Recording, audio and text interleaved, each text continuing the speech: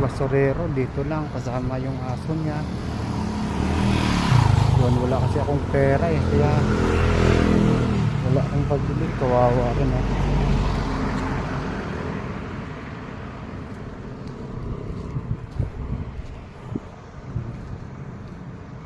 Po mga kalangga, hindi po natin natiis, no? Naawa din naman tayo kahit wala tayong pera. 100 lang pera ko, binili ko pa nito yun, 60 pesos.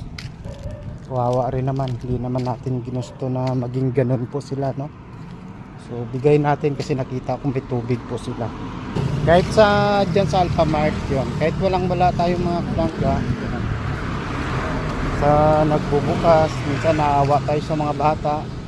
Alam natin mahirap din tayo, pero mas mahigit na mahirap po sa atin, no? Yun.